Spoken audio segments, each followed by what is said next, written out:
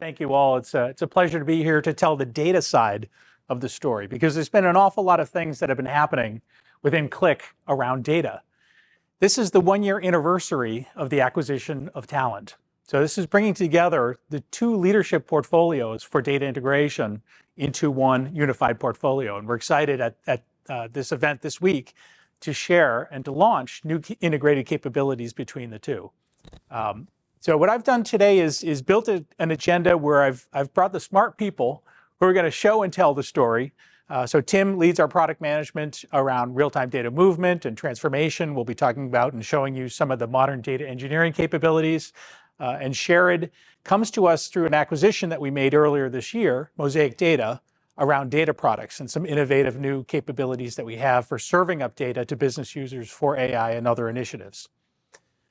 So again, if you step back and you look at what we are focused on at Qlik Talend. So Qlik Talend is the new moniker for all things data integration and quality at Qlik. So this brings together the heritage Qlik integration capabilities. And I come from a company called Attunity that was acquired a number of years ago by Qlik.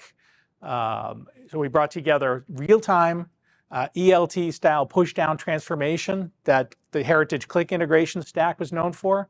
And Talend brings a rich heritage of ETL, of data quality, application integration, and SaaS connectivity with Stitch. So when we sat down and brought the two portfolios together and said, okay, our mission as a business unit around data is to how do we help organizations get the most out of their data, to unlock all of the data, structured, unstructured data. How do we help them transform through data? And there's never been a more greater opportunity for our customers right now with AI to transform their business through data. And again, it's all about the data. So what we're going to do today is we're going to walk you through kind of 3 major areas around the new capabilities. The first chunk, we're going to talk movement and transformation, right in this bottom left. Then we're going to talk about trust and how do we ensure that the data is trustworthy, not only for AI, but for analytics and operations in all use cases. And finally, how do we make this data more accessible to the business users, to the data scientists, to all users through a data products approach? So that's what we're going to do today. And the first step, and Tim, if you want to come up and kind of set up the demo, we're going to talk about this movement and transformation piece. How do we build robust pipelines to deliver this data at quality? And if you think about the role of the data engineering team, and this is our primary person that we sell to, right? These are the people that are responsible for unlocking and shaping the data. And if you think about their challenge, they wake up every day to a constantly changing landscape, right? So a few years ago, AI was on the table, but nowhere near the way it was. 8 years ago, it was Hadoop and big data. It just these big transformations that happen on the IT landscape and the data landscape. What's required is agility, right? They need a tool set that can support a wide variety of different use cases, handle all the complexity from different sources, different file formats, different targets, shaping that data and transforming that data, enabling the professional data engineers who want to do hand coding of SQL, supporting them in a robust way. How do we help the not so technical, maybe a little bit less skilled people do it in a self-service way and transform and unlock that data? And how do we support this in a multi-cloud and hybrid world? Because there's still an awful lot of data that resides on-prem, and that's okay. There's an awful lot of data that moves into the cloud and needs to move into the cloud in near real time for use, and that's okay. And both. How do we support those hybrid workloads? So from a product strategy, you'll see us invest an awful lot in cloud, and the Qlik Talend Cloud is that first foray into a combined solution, bringing together the best of Qlik and Talend. But we continue to make investments and double down, and we'll show you some of the things we're doing with the client-managed technologies as well. So there's a rich set of capabilities on the quality side that play an integral role in our AI strategy. So with that as a backdrop, Tim, if you want to dive in and we'll talk about the data movement, the data transformation, and building those pipelines. So hey guys, so my name is Tim Garrod. I'm in the product management organization in the data business unit. So I'm head of cloud data transformations and CDC. So it's sort of the heritage Qlik product lineup, if you will, from a data integration perspective. That includes Replicate for real-time CDC, Compose, and what we're doing in Qlik Cloud around ELT-based pipelines around your Snowflakes, Databricks, Redshifts of the world. My heritage has always been in data. I was date myself here, a SQL Server DBA for a long time, was warehouse architect, built actually one of the first SSAS 2005 solutions. We built the first ever OLAP cube on a titanium system back when I worked at Raymond James. So I've been in the data space for a long time. I like to think that I still wear a warehouse architect, but now I manage a product organization for building these solutions. So not that that matters, but I think it gives me a unique perspective. I've been in some of your chairs, right, implementing these solutions. So Can you just switch so they can see it on the screen? yes, let me log in.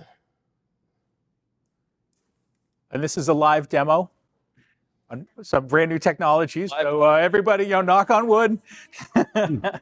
Now, this is the field day way, right? To have a live demo, somebody sitting at the keyboard right away. We're good to see that. And did you say that you were on a titanium, like a Superdome or something like that? We actually had the first ever Superdome. Oh, the wow. HP guy had to scratch 001 into the frame because we put a ticket in and they said, "Where's your serial number?" We looked for it and we're like, "Oh, well, where's it supposed to be?" And it wasn't there. Which company was that? What's that? I used to work for Raymond James Financial in Tampa. Yeah. I was at Long time Mexico, and we had one of the earliest Superdomes as well. Yeah. Joyful and painful, right? At that time. All right, let me try to full screen this a bit. Okay, so what we're going to cover first is sort of data pipelining in our cloud, and specifically around ELT capability. So this is Qlik Talend Cloud. If I drill into, let's look at some projects that I own, and we'll open up one that's predicated on. Is there any way to, thank you. Yeah, I will zoom in. Let me try to F11 it as well. Yeah, you stop and go from the top here and your screen in the Zoom. Yeah. Yeah, we're using the Zoom to record your screen. Right, you're not getting this? Not on the Zoom. Oh, okay. It must have stopped when we changed. So sorry about that. Right. If you could just kind of from the top would be great because again, not laughing. Yep, we'll do. Yep. So we're going to zoom out a bit here. So what we're looking at here is part of Qlik Talend Cloud and data pipelining from an ELT perspective. So we'll drill in and look at a couple of these items, but this is predicated when you think about our heritage from a Qlik perspective and Replicate as a flagship change data capture product that customers are leveraging for mission critical workloads. We predicate what we're doing here, replicating data in real time. So as an engineer, I have a need to access data from a wide variety of very complex source systems, whether it's SAP, relational databases, mainframes, SaaS solutions. And I can come in here and create my connections, right, to a wide variety of different sources. Something that we're announcing this week, we're going to be adding to our SaaS application sources that we already support. I believe it's around 70 today. We're going to be adding 100 in the coming weeks. And we're going to extend that further as we bring what's known as Stitch and its sourcing technology from an EL perspective into Qlik Cloud. So we have a huge investment on SaaS applications. Now, as we bring SaaS applications in, one thing that we do with SaaS applications is it's API based, right? So we'll handle API rates for you. There's also some AI and ML under the covers. We actually don't predetermine a schema. Even though these are sort of off the product off the shelf sources, I should say, like the ServiceNows, the Salesforce of the world. What we do is we actually look at your data payload, and from that we uncover your schema. So I don't know if anybody's implemented a solution completely off the shelf, right? We all customize, sometimes to our own detriment when we deliver on-premise solutions or SaaS solutions. So the payload that you're going to get here from a metadata perspective is going to be based on the fields that you actually use in your implementation. So that's to help drive efficiency in the data movement process and to ensure that if you've got 100 fields in Salesforce that you never use, as an example, or ServiceNow, that will never come through from a payload, right? What happens if you change something and add fields? Is it pretty? You can come through and refresh the metadata and pick that back up. Yep. Now, the other thing we're doing, if you look, you'll see that it's cut off a bit on the screen here, but you'll see we have customers and customer addresses. So JSON payloads coming from APIs. It's not always a singular entity, right? You have arrays of structures in there. Rather than just dumping that into your target environment where you then have to do transformations to unravel that payload, we do entity resolution, and we will deliver, in the case of customers that have multiple addresses, you'll get 2 entities in your target, right? So we're going to automate that process for you when it comes to the SaaS applications to deliver the right data at the right granularity and the right fidelity. And are you able to do inline data quality in the pipeline later on so that we could fix that duplicate customer address? So data quality is something that we have through our studio capabilities. It's on our roadmap for this second half of the year for our cloud pipelines. There are things you can do today using SQL and some of the transformation features, but we're looking to automate a lot of that. So what you'll hear me talk about today as we go through some of these items is, oops, if I can go back. Sorry. Come back into the project here. Especially when we talk about our cloud pipelines, is the ability to automate, right? We want to take these patterns and processes that you do over and over again and not make you write all the code around it, right? We want to automate that pattern. So a data quality lifecycle is a perfect example. If you think about what Talend has today, it has a great set of capabilities that we'll show in a little bit around data quality. It also has data stewardship, which is an application capability to bring the business user into the loop for data remediation. And as we go forward, we'll be integrating that into Qlik Talend Cloud and automating that process for you. So ingestion is the first part. As we come in and handle ingestion, we follow sort of what I would consider, and I think most would consider, best practices from an ingestion perspective. What we're going to do is give you the ability to ingest data with really low latency, and then we'll automate that bronze layer of your lakehouse. Right now, whether it's a lakehouse, whether it's a data warehouse, whatever the analytics environment is that you want to call it, it's traditionally some type of a 3-tier architecture, right? It could be bronze, silver, gold. It could be staging, integrated layer, marts, right? I mean, we've all used these 3-layer type of solutions. So we'll automate the type 2s for you, and we also built an ingestion architecture that supports insert-only semantics going in. And we create these unique live views so that you don't have to continuously run merge processes in those cloud data warehouses. And it's an eye towards cost-effective ingestion, right, is really what we're doing here in the architecture. So that's around our data ingestion capabilities. As we move forward, you can also come in and graphically design the pipeline here as a series of steps using different tasks. And each task has a specific set of capabilities and a specific use case. So we'll drill into a transform task that I've built previously here. And transform is as you'd expect. It's for fit-for-purpose data transformations. And what we're doing here, and this is one of the first integrations with Heritage Talend products and Qlik, is we've brought over what's known as, and I'll zoom in, what was known as the Talend Pipeline Designer. We've integrated that UI into Qlik Cloud as an ELT design experience. So it's drag and drop configuration, but we're generating SQL under the covers for ELT workflows, and it's integrated with the ingestion capabilities that we have. Now, if you ingest data on your own outside of our solution because you've got Python or you've got Kafka payloads coming in that you're using Kafka Connect for, that's fine. You can still leverage our capabilities. You could also run a hybrid environment with our on-premise replicate solution for ingestion and then do transformations here. We have very specific configurations to support that.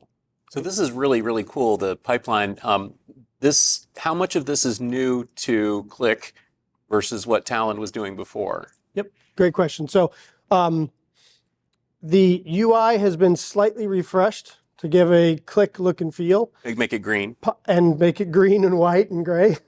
Absolutely. The modus operandi of processing data is entirely new. So Pipeline Designer was an ETL style solution using an engine. This is all about ELT, the customers that we have leveraging Snowflake, Databricks, Redshift. I see you've got Fabric, Microsoft Fabric, right? All those types of platforms. So under the covers, the basis here of generating the SQL, that is all new to us. You have a data preview here every step along the way so that I can see under each step what's happening to my data, make sure that as I'm building my pipeline, I can be as efficient as possible in understanding, what I'm doing here. And obviously, we don't want to be a black box, so you can actually, and I'm sorry if this is a bit of an eye chart, Yeah. but you can see the SQL that we're generating along the way, right? So you understand exactly what's happening. Is this GUI only structured data in, or is this going to let you bring in then the unstructured data as well? I'm going to get back to that in a little bit. It's a great question. And don't worry, you won't have to hold me to it. But yes, we're working on another component around delivering data to vector stores and vectorizing data, including Qlik Answers, but also if your center of gravity is a snowflake, right, around unstructured data as well. And I'll demo that when we get to that part. So you mentioned earlier that people can use Python and so on to create their own steps. Is the idea then to create SQL statements as the output for the next stage? The output of this is a SQL statement because we're doing all push down at this point. What you have to focus on here, and some of the benefit over some other solutions, is you're only focused on sort of the business outcome, right? What does that output look like? So we will wrap this with a set of automation to do type twos, to figure out incremental processing, to apply the changes, right? You're not managing DDL or DML. You're just managing what does the transformation output look like. Does that answer your question? Yeah, so basically it's a transformation tool like a DBT or something like that, but then I mean, more advanced. I think we have more advanced use cases. We drive more automation. I'll talk about a pattern in a minute around data marts. We do provide a SQL-based capability that I'll show you in a second. But the other benefit here over like a DBT or other is while we have a model that has relationships that isn't just the output of a SQL statement. And so that drives more context to the users. We also use that for an automation pattern like I talked about. And this is tied directly in with the ingestion process, right? So I can cobble together a modern data stack by using 10, 20 different tools and spend half my life integrating them together. Or I can use an integrated solution that allows me to drive ingestion, transformation, delivery to data products that we'll talk about in a minute, into consumption, into analytics, right? So I think that's a key differentiator for us. So the other capability around transformations, and it ties a little bit to your comment on DBT. I'm a SQL guy. I've written SQL for years. Is we have the ability to come in and let me pick a couple of data sets here. I picked the right ones. I can add a SQL transform, right? So we'll just call this demo. I have configurations for all these data sets, no matter how I design them, as to whether I want them to be materialized as physical structures or virtual, right, along a pipeline, which gives me flexibility over time around performance because I can adjust the materialization strategy as I move forward. So I can write a SQL statement here, right? But that's kind of boring, right? And we'll automate all those capabilities around it. If I can flip to, I didn't want to type this, so let's copy it. And we'll use this SQL assistant. What we're also doing is bringing generative AI to the pipeline design experience, right? To provide efficient ways to build transformations. So let me, What's the modeling behind that? Is that a bespoke model you guys have trained internally, or is it built off some other model for the SQL generation? Yep, so under the covers, we are using Bedrock, because we're running in AWS, and we're using Anthropic's Claude 3 model. When you run the process, we're only sending your metadata, right? So just the elements over here that you've selected along with your prompt. And then from there, it's gonna generate the SQL statement for us, right? So this is our first step. As we go forward, there's strategies around LLM gateways and the potential for customers to bring their own model to this if they want to, and for us to also leverage our partner models. When you think about like Snowflake and Databricks IQ, right? Obviously, we're keenly interested in integrating with them to be able to leverage their capability around SQL generation for their specific platform. We're telling the model what platform we're running on. We're giving it hints as well. So you'll notice these sort of squiggly brackets here. I can take this, I can decide to use this as is, or I can customize this, right? Because it's generative AI, so maybe I don't want this as is. And the screen's a little bit funky because my laptop's small, but the notation that we tell it to leverage allows us to not hard code object names, right? So as you deploy across environments, the $Mara will adjust automatically as we go through environments, right? So you're not hard coded to dev DW, QA pre DW, prod DW. If you're pointing this to a non-SAP level product, how well is it going to handle horrible column names and table names? Basically, I'm thinking like, platforms that were created 30 or 40 years ago, where the table names are literally table 1, table 2, table 3. Right. Or So, the client I was working out last week. so when there's no knowledge of what the source looks like, obviously that could be problematic here. Whoops, live demos. See, it's live, it's working, because it didn't work. So if you have really bad table names, we actually have a naming capability through metadata rules that I didn't show yet, but I can certainly show them.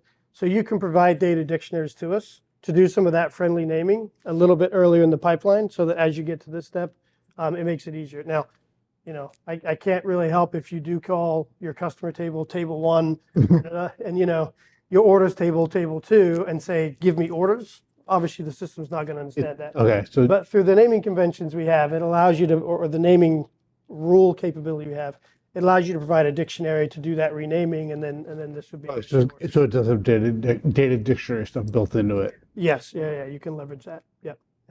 Obviously, we're using SAP here. It demos very nicely. German acronyms are, not fun to understand what MINDS means, right? And the LLM understands SAP, right, in the background. So when the answer, I suppose, is returned from the LLM, do you pre-validate it to make sure that it will actually execute against that particular data source, or is it just returned and then you kind of click go and? It's returned, so we want the customer to make the choice, right? Anything generative AI, some customers, there's always some hesitancy there around what an LLM will provide back to us. So we're not automatically running it at this point. It shouldn't return anything based off the prompts that we're using and the security that we have that's being delivered in our LLM gateway to make sure that you can't do any sort of intrusion attacks or get the wrong data back. But we want the customer to make the decision to say, yes, this is a statement I want to run, right?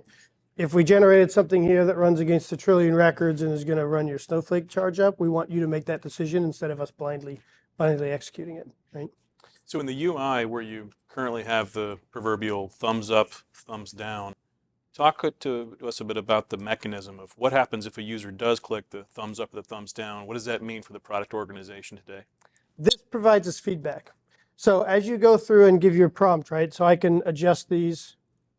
I can adjust the prompt. Let's just make a quick change here and generate again. Right?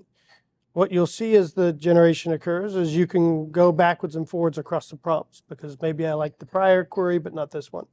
The thumbs up and thumbs down is to give us feedback by rating the answers, and we get blind feedback then to understand, are we getting a lot of thumbs up? Are we getting a lot of thumbs down?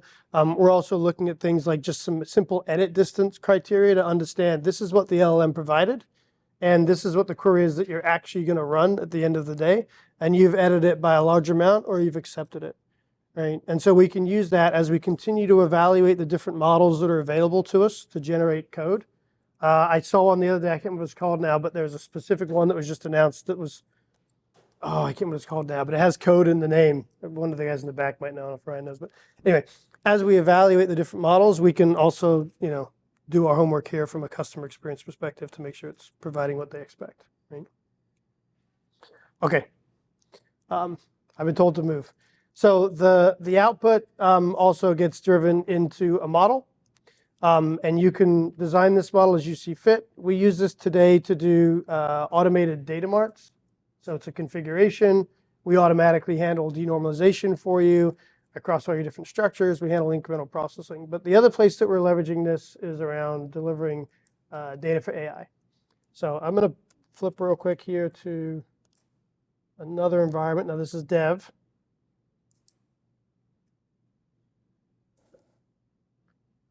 So this is a capability that we're going to be going preview with in Q3, and that we're going to obviously be announcing and talking about here at Connect.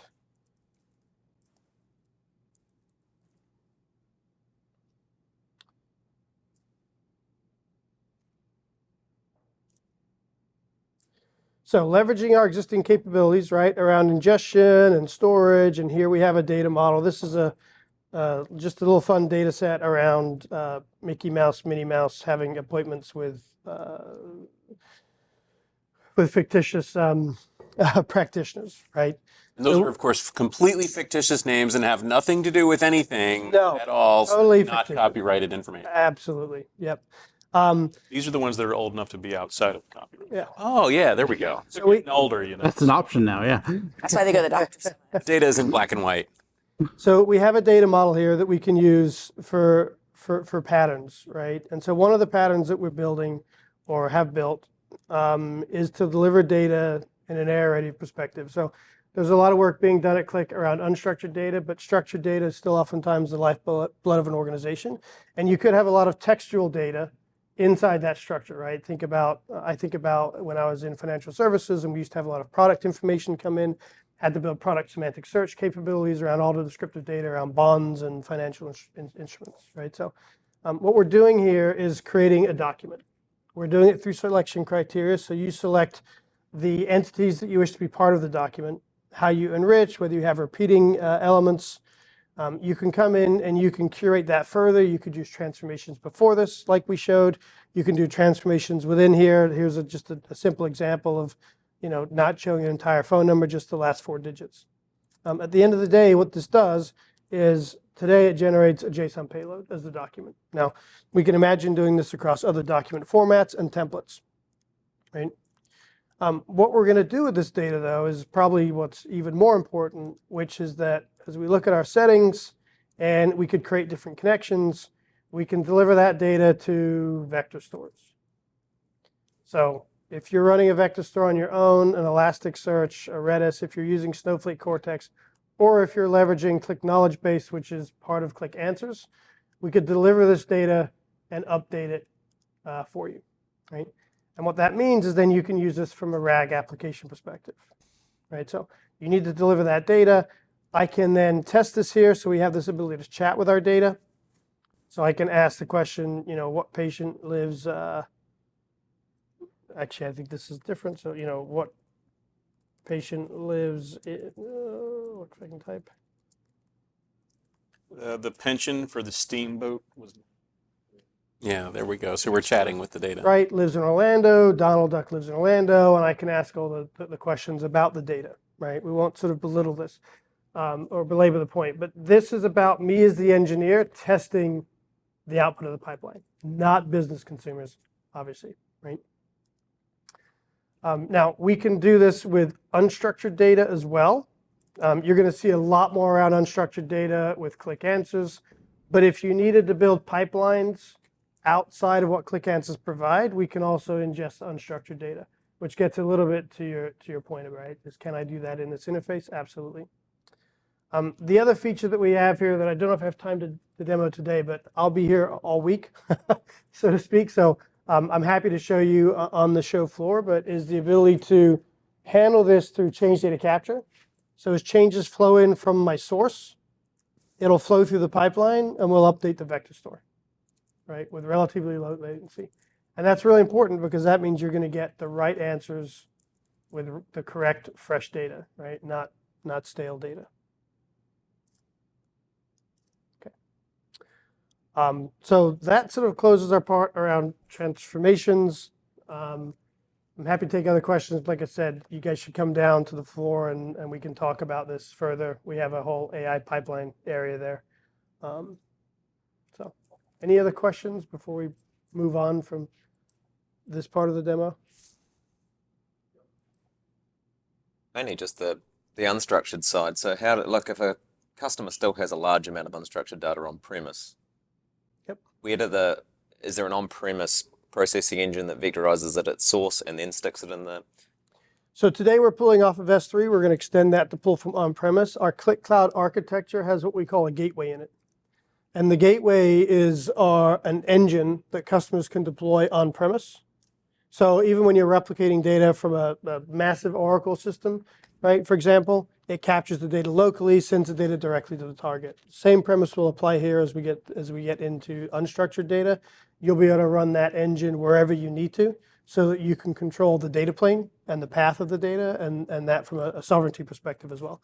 And that goes across not just what we're seeing here, but also what we do with Talend and a capability that we have called dynamic engines. So I heard S3, I heard on-prem. Any plans to extend that out to Azure Blob Storage as well? Yeah. I mean, everything we do, when we look strategically, key partners are obviously AWS, Azure, Google, so Google Cloud Storage as well. And then you think about, all their platforms, and then Snowflake, Databricks, Cloudera, right? Those are all the key initiatives and platforms for us.